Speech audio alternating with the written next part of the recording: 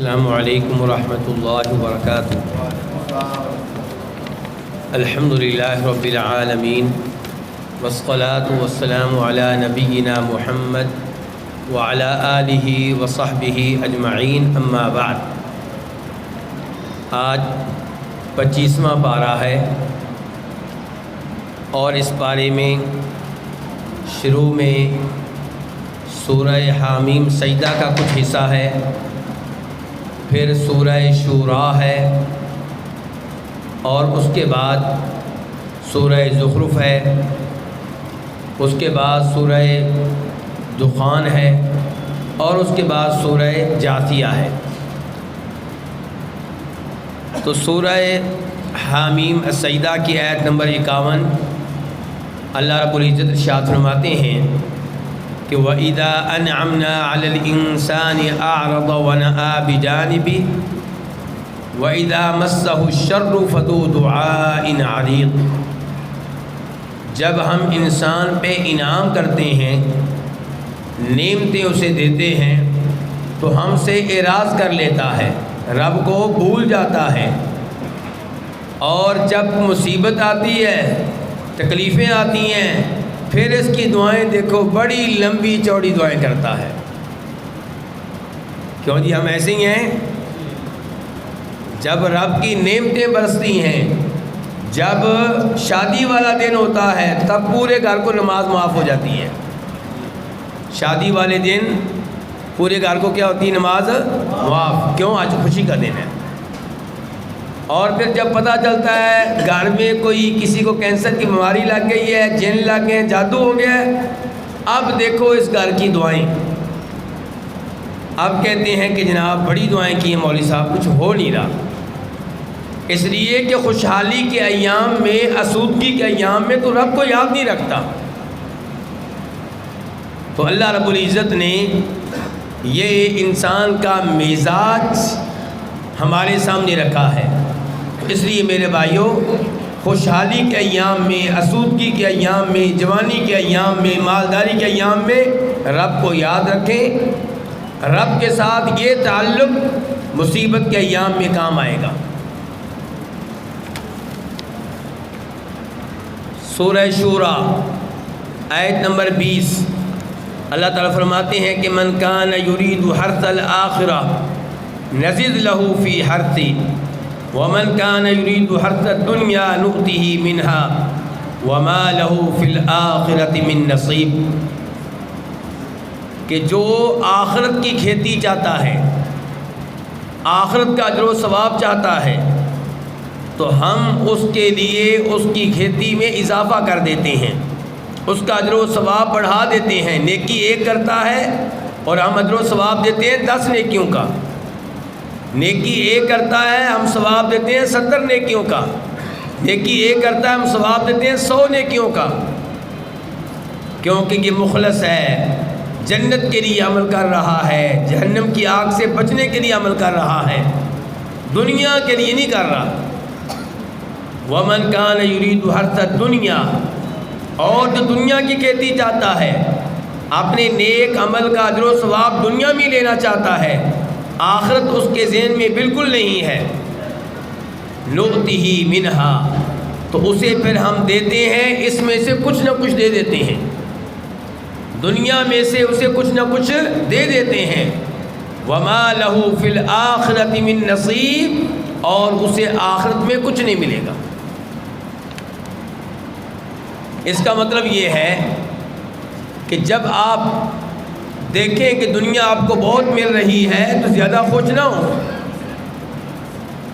اپنی آخرت کی فکر کریں۔ بلکہ یہیں سے مجھے وہ حدیث یاد آ گئی کہ جناب عبد الرحمن بن عوف رضی اللہ تعالی عنہ، بیٹا کس صحابی کے نام لیا میں نے؟ یہ بچہ بتائے گا، اور کوئی نہیں بتایا؟ جی بیٹا، ہاں جی، اونچی بولو، اونچی بولو۔ ہاں جی، عبد الرحمن بن عوف رضی اللہ تعالی عنہ، چلیں لیں جی، یہ لینا۔ عبد الرحمن بن عوف رضی اللہ تعالی عنہ افطاری کرنے لگے ہیں، اور ان کے لیے دسترخوان لگا دیا گیا، طرح طرح کے کھانے رکھ دیے گئے۔ کھانے دیکھ کر کہنے لگے ہم لوگوں نے اللہ کی راہ میں جہاد کیا، ہجرت کی، مکہ چھوڑ کے مدینہ آ گیا، وطن کی قربانی دی۔ ہم میں سے کئی لوگ ایسے ہیں جو آج ان قربانیوں کا پھل کھا رہے ہیں، ان قربانیوں کا پھل کھا رہے ہیں۔ کون کہہ رہے ہیں یہ؟ عبد الرحمن بن عوف عشرہ مبشرہ میں سے ہیں۔ اور ہم میں سے کئی ایسے ہیں جو ان قربانیوں کا پھل کھائے بغیر دنیا سے چلے گئے۔ کہنے لگے مصعب بن عمیر کو دیکھو، جب فوت ہوئے تو کفنانے کے لیے ایک چادر تھی، وہ بھی پوری نہیں تھی۔ اگر سر ڈھانکتے تھے تو پاؤں ننگا ہو جاتا تھا، پاؤں ڈھانکتے تھے سر ننگا ہو جاتا تھا۔ اس حال میں ان کو دفن کیا گیا۔ یہ باتیں کرتے ہوئے عبد الرحمن بن عوف رونا شروع ہو گئے اور افطاری کا کھانا نہیں کھا سکے۔ کہنے لگے مجھے ڈر لگتا ہے کہ کہیں اللہ نے ہماری دنیا کی قربانیوں کا نتیجہ دنیا میں نہ دے دیا ہو، ایسا نہ ہو کہ آخرت سے فارغ ہو جائیں، آخرت میں کچھ ملے ہی نہ۔ میں اور آپ بڑے خوش ہوتے ہیں دنیاوی نعمتیں جب ملتی ہیں، شکر بھی ادا نہیں کرتے، تلاوت میں اضافہ بھی نہیں کرتے، نیکیوں میں اضافہ بھی نہیں کرتے، بس خوش ہوتے رہتے ہیں۔ نہیں، ڈرنا چاہیے، خصوصاً جب آپ یہ دیکھیں کہ مجھ سے تو نمازیں نہیں پڑھی جا رہی، رمضان کے روزے بھی نہیں رکھے جا رہے، لیکن نعمتوں پہ نعمتیں برس رہی ہیں، ڈر جائیں کہیں ایسا نہ ہو کہ رسی ڈھیلی کی جا رہی ہو اور پھر اچانک اللہ تعالیٰ پکڑ لے۔ سورہ شورا آیت نمبر 27، ولو معذرت اس سے پہلے آیت نمبر 23 قُلْ لَا أَسْأَلُكُمْ عَلَيْهِ أَجْرًا إِلَّا الْمَوَدَّةَ فِي الْقُرْبَى۔ اس آیت کے 2 ترجمے کیے جاتے ہیں۔ کتنے ترجمے؟ ان میں سے ایک غلط ہے اور ایک صحیح ہے۔ دونوں ترجمے میں آپ کے سامنے رکھنا چاہوں گا۔ پہلا ترجمہ جو صحیح ہے، قل اے نبی علیہ الصلوۃ والسلام آپ لوگوں کو بتا دیں، لا اسألکم علیہ اجرا، میں تبلیغ کا کام کر رہا ہوں، دین کی دعوت دیتا ہوں، اور میں اس پہ تم سے کسی اجرت کا، مزدوری کا، عوض کا مطالبہ نہیں کرتا، فری میں تبلیغ کر رہا ہوں۔ الا المودۃ فی القربى، لیکن میں یہ چاہتا ہوں کہ رشتہ داری کی وجہ سے میرا خیال رکھو۔ کون کہہ رہے ہیں؟ نبی علیہ الصلوۃ والسلام اللہ کے حکم سے کافروں سے کہہ رہے ہیں، مکہ والوں سے کہہ رہے ہیں کہ میں تمہیں جو توحید سناتا ہوں، شرک سے منع کرتا ہوں، اللہ کا راستہ دکھاتا ہوں، اس پہ میں تم سے کسی قسم کا اجرت، کوئی سیلری، کوئی تنخواہ نہیں مانگتا، لیکن میرا ایک مطالبہ ہے کہ چونکہ میں تمہارا رشتہ دار ہوں اس لیے میرا خیال رکھو۔ مطالبہ کس چیز کا ہے بولیے ذرا؟ میرا خیال رکھو تبلیغ کی وجہ سے نہیں، رشتہ داری کی وجہ سے۔ میں تمہارا رشتہ دار ہوں، مجھ سے دشمنی میں حد سے آگے نہ نکلو، میں تم ہی میں سے ہوں۔ یہ ہے صحیح ترجمہ اس کا۔ اب آتے ہیں دوسرے ترجمے کی طرف، جو وہ لوگ کرتے ہیں جو صحابہ کرام کے دشمن ہیں، کہ آپ کہہ دیں میں تم سے کوئی مطالبہ نہیں کرتا اس تبلیغ پہ کسی قسم کی اجرت کا، لیکن یہ مطالبہ کرتا ہوں کہ میرے رشتہ داروں کا خیال رکھو۔ کس کا خیال رکھو؟ میرے رشتہ داروں کا خیال رکھو، یعنی کہ فاطمہ کا خیال رکھو رضی اللہ تعالیٰ، میرے حسن کا خیال رکھو، میرے حسین کا خیال رکھو، میرے علی کا خیال رکھو۔ تو اس ترجمے کے بارے میں نے کیا کہا؟ یہ کیا ہے؟ غلط ہے۔ عربی ترکیب کے لحاظ سے ترجمہ بنتا ہی نہیں ہے۔ عربی لغت کے لحاظ سے ترجمہ بنتا ہی نہیں ہے۔ دوسرے نمبر پہ اگر یہ ترجمہ مان لیں تو اس کا مطلب یہ ہوگا کہ نبی علیہ الصلوۃ والسلام کہتے ہیں کہ تبلیغ پہ میں پیسے تو نہیں مانگتا، مال تو نہیں مانگتا، لیکن یہ مانگتا ہوں کہ میرے رشتہ داروں کا خیال رکھو۔ پھر معاوضہ تو لے لیا، تبلیغ کا معاوضہ تو پیسوں کی شکل میں نہیں لیا، لیکن یہ کہہ دیا کہ چونکہ میں تمہارا مبلغ ہوں، دین کا کام کرتا ہوں، اس لیے میرے رشتہ داروں کا خیال رکھو۔ جبکہ صحیح بات یہ ہے کہ آپ نے کسی قسم کا معاوضہ نہیں لیا، نہ مانگا، نہ مال کی شکل میں نہ عزت کی شکل میں۔ اور تیسرے نمبر پہ یہ آیت نازل ہوئی تھی مکہ میں۔ کہاں نازل ہوئی تھی؟ بولیے ذرا۔ یہ آیت مکہ میں نازل ہوئی تھی، اور مکہ میں سیدہ فاطمہ کی شادی نہیں ہوئی تھی، حسن و حسین کا وجود نہیں تھا۔ تو اس سے بھی پتہ چلا کہ یہ تفسیر کیا ہے؟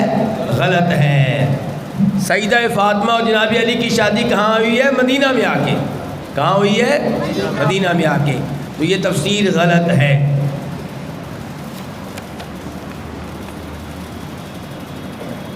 آج کے درس کی آیت نمبر 4 اور سورہ شورى کی آیت نمبر 27، وَلَوْ بَسَطَ اللَّهُ الرِّزْقَ لِعِبَادِهِ لَبَغَوْا فِي الْأَرْضِ وَلَكِنْ يُنَزِّلُ بِقَدَرٍ مَا يَشَاءُ إِنَّهُ بِعِبَادِهِ خَبِيرٌ بَصِيرٌ۔ آج بہت سے لبرل بے دین لوگ، اللہ پہ اعتراض کرنے والے، یہ کہتے ہیں کہ تم کہتے ہو کہ سب کا مالک اللہ ہے، سب کو رزق دینے والا اللہ ہے، تو اللہ ان غریبوں کو رزق کیوں نہیں دیتا جو 2 ٹائم کا کھانا پورا کرنے کے لیے دھوپ میں کام کرتے ہیں، سردی میں کام کرتے ہیں، ان کو محنت کرنا پڑتی ہے، بڑی مشکلوں سے، بڑی مصیبت سے بیچارے کھانے کا بندوبست کرتے ہیں۔ جب اللہ کا رزق وسیع ہے، اللہ کے خزانے بہت زیادہ ہیں، تو اللہ سب کو دے۔ تو یہ تجویز کیسی ہے؟ پہلی بات یہ، تم کون ہوتے ہو اللہ کو مشورے دینے والے؟ کیوں جی؟ مثال کے طور پہ میرا مال ہو، میں کہاں پہ خرچ کرتا ہوں میری مرضی۔ آپ کون ہوتے ہیں مجھے یہ کہنے والے؟ ایک ہے کہ پیار سے مشورہ دینا، ایک ہے اعتراض میں۔ آپ کون ہوتے ہیں میرے اوپر اعتراض کرنے والے کہ اس کمرے پہ پیسے زیادہ لگا دیے، اس پہ کم لگا دیے، یہ کیوں کیا، وہ کیوں کیا؟ آپ کا کیا تعلق ہے؟ وہ مالک ہے، شہنشاہ، یہ 5 فٹ کا انسان، اس کو حق نہیں ہے اس پہ اعتراض کریں۔ دوسرے نمبر پہ میرے بھائیوں، اللہ تعالیٰ نے کہا یہاں پہ کہ اگر اللہ تعالیٰ اپنے بندوں کو رزق وسیع دیتا، ہر ایک کو کھلا، ہر ایک کی خواہش کے مطابق، تو کیا ہوتا؟ لبغوا فی الارض، زمین میں سرکشی کرتے۔ زمین میں کیا کرتے؟ آپ دیکھ لیں، کئی شہروں میں، کئی گاؤں ایسے ہیں جہاں 2 گروپ ہوتے ہیں جن کی آپس میں لڑائیاں جاری رہتی ہیں، یہ ان کا بندہ قتل کرتے ہیں، وہ ان کا قتل کرتے ہیں، اور یہ دشمنی جاری ہے 20 سال سے، 30 سال سے، 40 سال سے۔ یہ جن 2 خاندانوں کے درمیان ایسی دشمنیاں چلتی ہیں، یہ غریب ہوتے ہیں کہ امیر ہوتے ہیں؟ امیر ہوتے ہیں۔ مال انسان کو چودراہٹ پہ ابھارتا ہے، سرکشی پہ ابھارتا ہے۔ تو اس لیے اللہ تعالیٰ نے مال جو تقسیم کیا ہے، اس کے پیچھے کئی حکمتیں ہیں، کئی کیا ہے؟ اور اگر اللہ ہر ایک کو چودھری بنا دے، ہر ایک کے محلات ہوں، مجھے یہ بتائیں آپ کا محل تعمیر کون کرے گا؟ بتائیے۔ اور مزدور مل جائیں گے؟ کوئی چودھری نہیں رہے گا، ہر ایک کو اپنی مزدوری کرنا پڑے گی، اور سبزی بیچنے والا نہیں ملے گا، دکان چلانے والا نہیں ملے گا۔ تو اللہ تعالیٰ نے جو کیا ہے اس کے پیچھے اللہ کی حکمتیں ہیں، اللہ کا علم ہے، اور امتحان ہو رہا ہے، غریب کا کہ تو غریب ہے لیکن غریب ہونے کے باوجود اللہ کا شکر ادا کرتا ہے کہ نہیں کرتا، مشکلات میں صبر کرتا ہے کہ نہیں کرتا. اور امیر کا بھی امتحان ہو رہا ہے، تو یہ مال دیا کہاں خرچ کرتا ہے؟ مال کی وجہ سے کہیں تکبر تو نہیں کرتا، ہر ایک کا امتحان ہو رہا ہے. آج کے درس کی آیت نمبر 5 اور سورت کی آیت نمبر 30، وما اصابکم من مصیبت فبما کسبت ایدیکم ویعفو عن کثیر. تم پہ جو بھی مصیبتیں آتی ہیں فرمایا وہ تمہارے گناہوں کی وجہ سے آتی ہیں، تمہارے کرتوتوں کی وجہ سے آتی ہیں. سن لیا اللہ کا یہ اعلان، وما اصابکم من مصیبہ، تمہارے اوپر جو بھی مصیبت آتی ہے کیوں آتی ہے؟ حاجی صاحب سے سوال ہے، کیوں جی مصیبتیں کیوں آتی ہیں؟ سو رہے تھے آپ تو پکڑے گئے. پھر مصیبتیں آتی ہیں کس کی وجہ سے؟ تمہارے گناہوں کی وجہ سے. انسان کہتا ہے یار میں تو نماز بھی پڑھتا ہوں پھر بھی مصیبتیں آتی ہیں. ٹھیک ہے تو 4 نمازیں پڑھتا ہے، پہلی بات ہے 5 نہیں پڑھتا، اور 5 بھی جماعت کے ساتھ نہیں پڑھتا، اور وہ 5 جماعت کے ساتھ پڑھے بھی تو توجہ سے نہیں پڑھتا، توجہ سے پڑھے بھی تو سنت کے مطابق نہیں پڑھتا.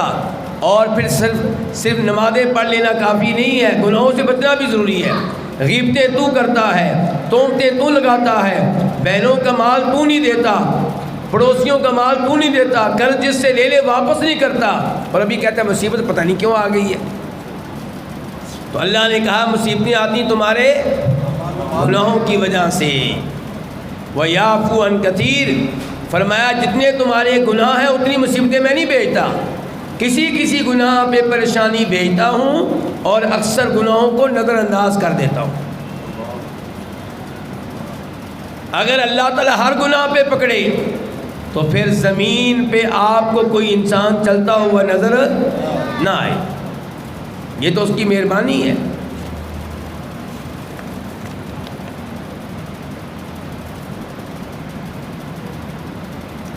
آیت نمبر 49، سورت کون سی چل رہی ہے؟ کیوں جی؟ شورا. للہ ملک السماوات والارض یخلق ما یشاء یہب لمن یشاء اناثا ویہب لمن یشاء الذکور او یزوجہم ذکرانا واناثا ویجعل من یشاء عقیما انہ علیم قدیر. اللہ ہر چیز کا مالک ہے، آسمانوں زمین کی ہر چیز کا مالک کون ہے؟ اللہ. جسے چاہتا ہے پیدا کرتا ہے، کسی کو بیٹیاں دیتا ہے اور کسی کو بیٹے دیتا ہے. او یزوجہم ذکرانا و اناثا، اور کسی کو لڑکے بھی دیتا ہے لڑکیاں بھی دیتا ہے، اور کسی کو دونوں نعمتوں سے محروم رکھتا ہے. انہ علیم قدیر. یا اللہ یہ تیری تقسیم کیسے ہے؟ فرمایا میری یہ تقسیم اندھی تقسیم نہیں ہے، میری تقسیم کے پیچھے علم بھی ہے، میری قدرت بھی ہے. میری تقسیم کے پیچھے کیا ہے؟ میں اور آپ مجھے دیکھنے میں جو انعام دیتا ہوں 100% انصاف نہیں ہوتا. کئی دفعہ کسی کو انعام دینا چاہیے میں نہیں دے پاتا، اور کسی کا بنتا نہیں ہے اس کو دے دیا. لیکن اللہ کا یہ معاملہ نہیں ہے.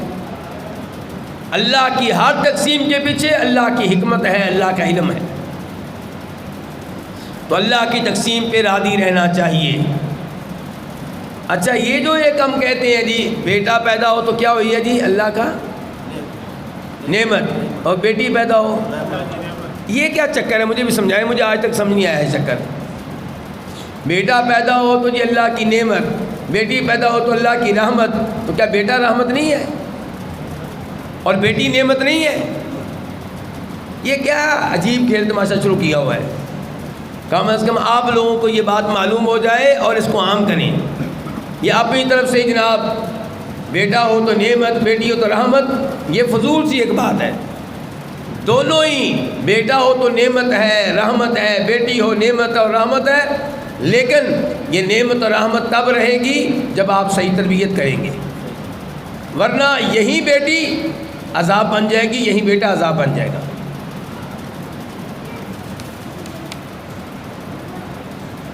سورہ شورى آیت نمبر 51، وما كان لبشر ان يكلمه الله الا وحيا او من وراء حجاب او يرسل رسولا فيوحي باذنه ما يشاء انه علي حكيم۔ معراج کے موقع پہ نبی علیہ الصلوۃ والسلام نے اللہ کا دیدار کیا تھا کہ نہیں کیا تھا؟ سارے منکر بیٹھے ہوئے ہیں۔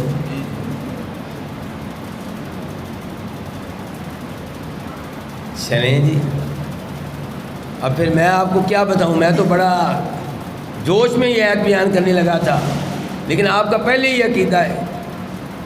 چلیں جی، بہرحال جو کہتے ہیں کہ نبی علیہ الصلوۃ والسلام نے اللہ کے چہرے کا دیدار کیا، اور بلکہ وہ ایک صاحب تو اپنی تقریر میں یہاں تک کہتے ہیں کیا کہ اللہ گلے ملے، عرش پہ اپنے ساتھ بٹھایا۔ نعوذ باللہ من ذالک۔ اللہ اس آدمی کو ہدایت دے۔ وہ آج کل پاکستان میں نہیں ہوتا، کسی اور ملک میں ہوتا ہے۔ اچھا، اب آیت کا ترجمہ دیکھیں، وما كان لبشر ان يكلمه اللہ، کسی بشر کے لیے، انسان کے لیے ممکن نہیں ہے کہ اللہ اس سے کلام کرے، مگر الا وحیا، اللہ اس سے کلام کرے گا تو وحی کی شکل میں۔ یعنی کہ اللہ نبی اور رسول سے کلام کیسے کرتے ہیں؟ یعنی کہ اس کے دل میں اللہ بات ڈال دیتے ہیں، اس کے دل میں اللہ، یہ اللہ کے کلام کرنے کی ایک شکل۔ کیا پہلی شکل کا نام کیا؟ وحی۔ بولیے، یعنی کہ دل میں بات ڈال دینا۔ وما كان لبشر ان يكلمه الله الا وحيا او من وراء حجاب۔ دوسرا اللہ کا طریقہ یہ ہے کہ اللہ پردے کے پیچھے سے کلام کرتی ہیں، جیسے اللہ نے کلام کیا تھا موسیٰ علیہ السلام سے۔ طور پہاڑ پہ موسیٰ علیہ السلام نے اللہ کا کلام سنا، اللہ کی آواز میں سنا، اللہ کی، لیکن اللہ کو دیکھ، بلکہ کہا تھا یا اللہ تجھے دیکھنا چاہتا ہوں، فرمایا تو مجھے دیکھ، یہ پہاڑ مجھے دیکھے گا، اگر مجھے دیکھنے کے بعد اس کا وجود برقرار رہا تو موسیٰ تو بھی مجھے دیکھ لینا۔ جب اللہ نے اپنی تجلی دکھائی پہاڑ کو، پہاڑ ہو گیا ریزہ ریزہ، اور موسیٰ علیہ السلام پہاڑ کا حشر دیکھ کے کیا ہو گئے؟ بے ہوش۔ تو پتہ چلا اس دنیا میں اللہ کا دیدار جاگتے ہوئے آنکھوں کے ساتھ ممکن نہیں ہے۔ معراج کے موقع پہ بھی نبی علیہ الصلوۃ والسلام نے اللہ کا دیدار نہیں کیا۔ البتہ یہ بات صحیح ہے، ترمذی شریف کی حدیث ہے کہ نبی علیہ الصلوۃ والسلام نے نیند میں، خواب میں، دل کے ساتھ اللہ کو دیکھا ہوا ہے۔ کس کے ساتھ؟ دل کے ساتھ، نیند میں، خواب میں، لیکن جاگتے ہوئے آنکھوں کے ساتھ دیکھا ہو نہیں۔ البتہ روزے قیامت اللہ کے فضل و کرم سے سارے نبی، سارے جنتی، میں بھی اور آپ بھی انشاءاللہ اللہ کے چہرے کا دیدار کریں گے۔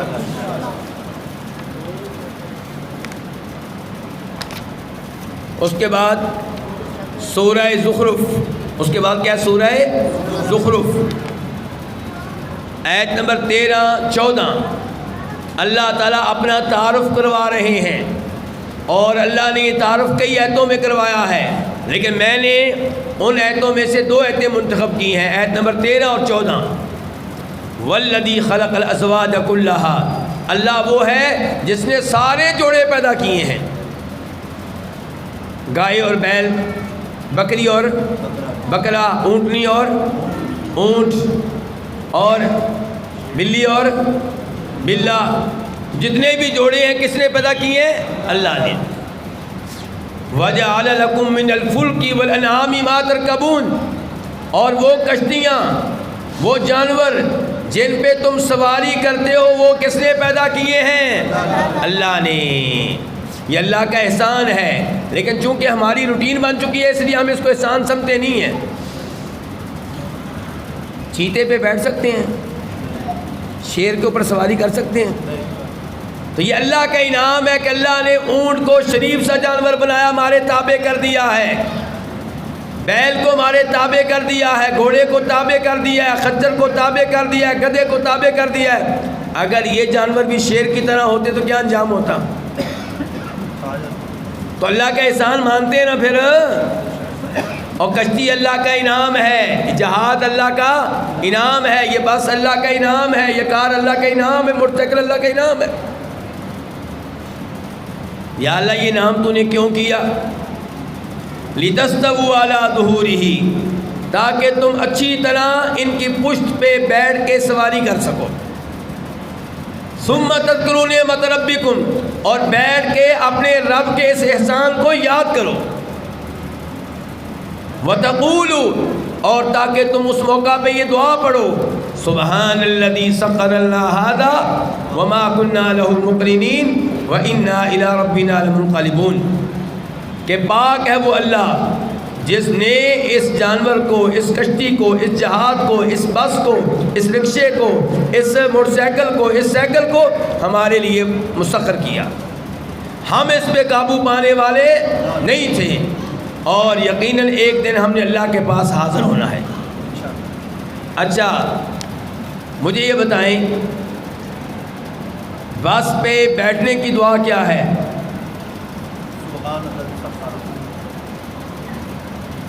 بیٹھنے سے پہلے بسم اللہ، بیٹھ جائیں سبحان الذی سخر لنا۔ سفر کی دعا کیا ہے؟ سفر کی دعا کون سنائے گا مجھے؟ سفر کی دعا اگر کوئی سنا دے تو مجھے پورا 100 روپیہ انعام دینا پڑے گا۔ ہاں جی جی،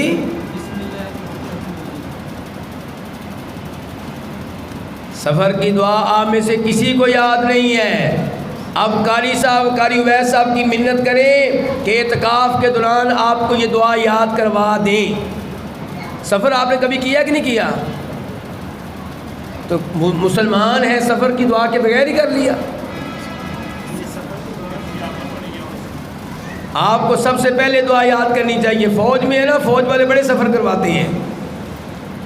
اللہم انا نسألک فی سفرنا ھذا البر والتقوى ومن العمل ما ترضى اللہم حبب علینا سفرنا ھذا واطوی عنا بعدا اللہم انت الصاحب فی السفر والخلیفۃ فی الآل اللہم انا نعوذ بک من وعثاء السفر وکآبۃ المنظر وسوء المنقلب فی المال والآل۔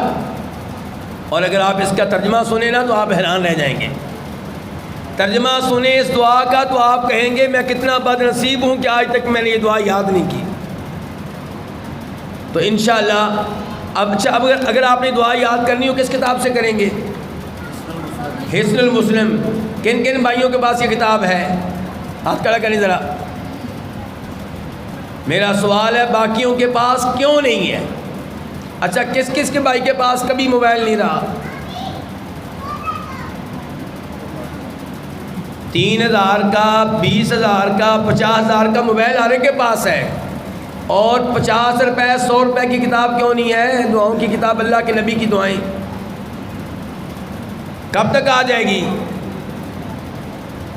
منگوا دیں گے قاری اویس صاحب، لیکن پیسے تو دیں آپ ان کو، کہیں تو صحیح۔ اور کب؟ اور موبائل والا کام جو ہوتا ہے وہ اتنا پائیدار نہیں ہوتا، کتاب ہونی چاہیے، کتاب۔ تو کب تک یہ کتاب آپ منگوا لیں گے جی؟ عید کے بعد پہلا کام کیا کرنا ہے؟ انا للہ راجعون، انا للہ راجعون۔ اتنے سادہ لوگ ہیں آپ، میرا خیال تھا آگے سے کہیں گے شیخ صاحب عید کے بعد کس نے پڑھنی، یہی دینا پڑھنے کے، وہ کہتے ہیں جی انشاءاللہ عید کے بعد منگوا لیں گے۔ میں نے تو آزمایا، امتحان لیا آپ لوگوں کا، کرتے کہ آپ آگے سے۔ اگر آپ ان دنوں میں یاد نہیں کریں گے، اعتکاف کے دنوں میں، تو کب یاد کریں گے؟ یہ کتاب آنی چاہیے آج یا کل۔ بات طے ہو گئی؟ کون سے بھائی وعدہ کرتے ہیں کہ یہ دعا یاد کریں گے انشاءاللہ؟ ہاتھ کھڑا کریں ذرا۔ چاہے میری مائیں بہنیں جب نکلتی ہیں اپنے خاوند کے ساتھ، باپ کے ساتھ، بھائیوں کے ساتھ، ان کو بھی چاہیے دعائیں یاد کریں، اور بھائی سے بھی کہیں یاد کرو، خاوند سے بھی کہیں یاد کرو، تاکہ آپ کا سفر نیکی کا سفر بنے، اللہ کی اطاعت کا سفر بنے۔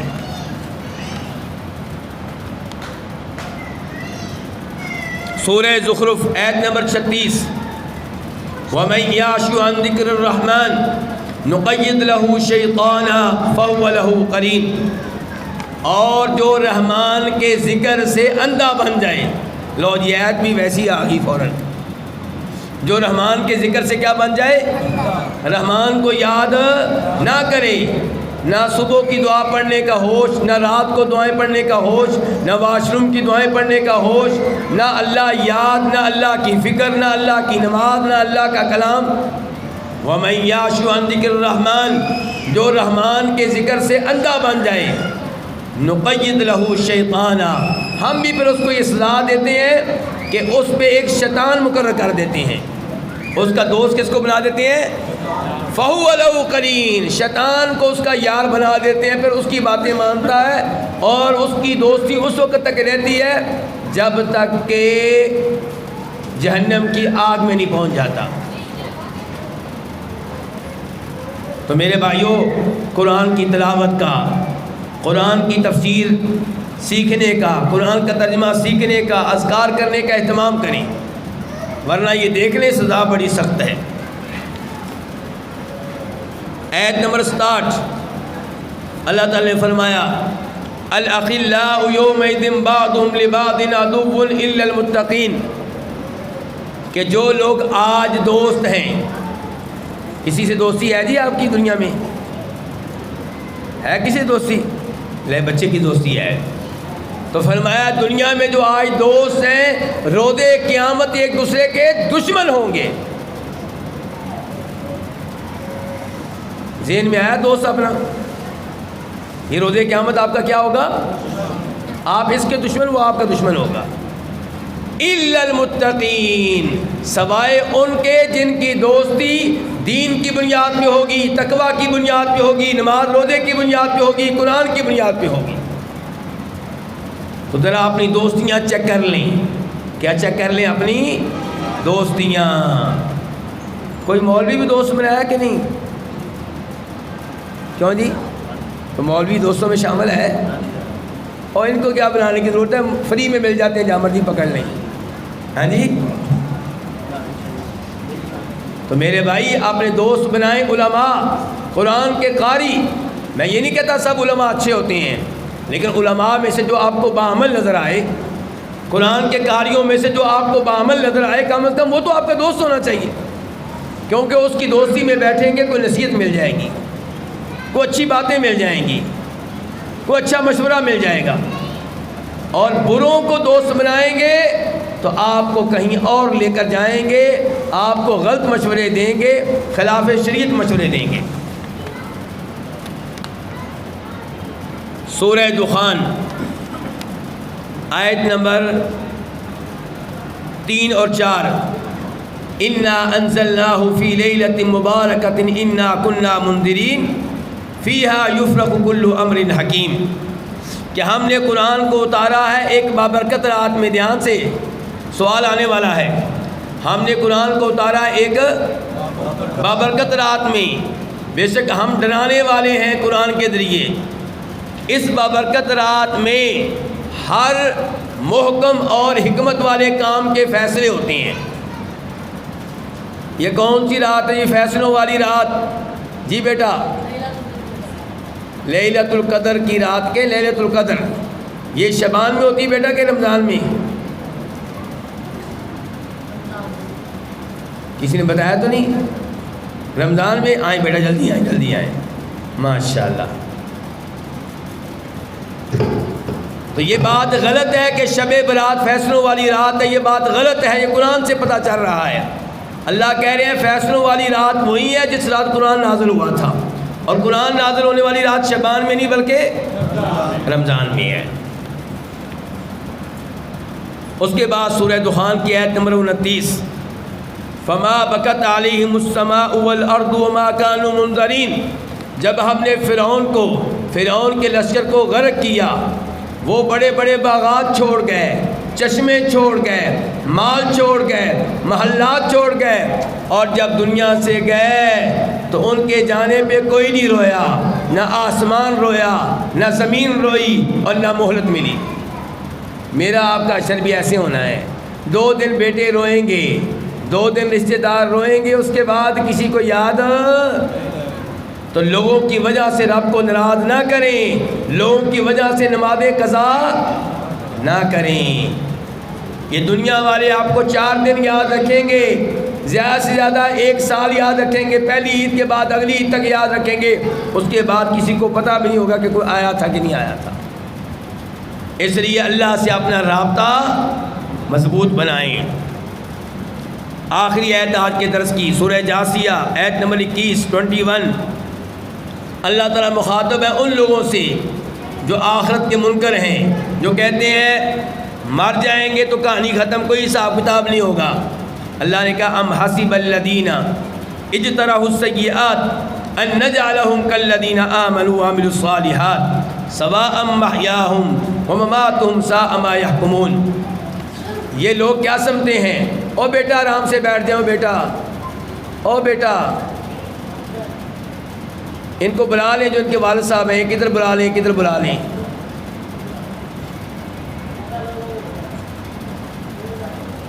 چلیں جی دیکھیں جی، اللہ تعالیٰ کہتے ہیں کہ کیا یہ جرائم کا ارتکاب کرنے والے یہ سمجھتے ہیں کہ ہم اتنے بے انصاف ہیں کہ جرائم کا ارتکاب کرنے والوں کو اور نیک اعمال بجا لانے والوں کو، رمضان کی راتوں میں اللہ کے لیے جاگنے والوں کو، اعتکاف کرنے والوں کو دوسروں کو برابر کر دیں گے؟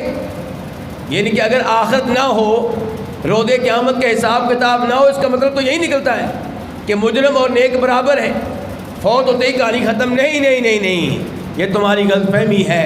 حساب ہوگا، عدالت لگے گی، جنت جہنم کے فیصلے ہوں گے، کسی کو عزت ملے گی کسی کو ذلت ملے گی۔ اللہ رب العزت سے دعا ہے کہ اللہ تعالی ہمیں آخرت کی تیاری کرنے کی توفیق عنایت فرمائے۔ وآخر دعوانا الحمدللہ رب العالمین۔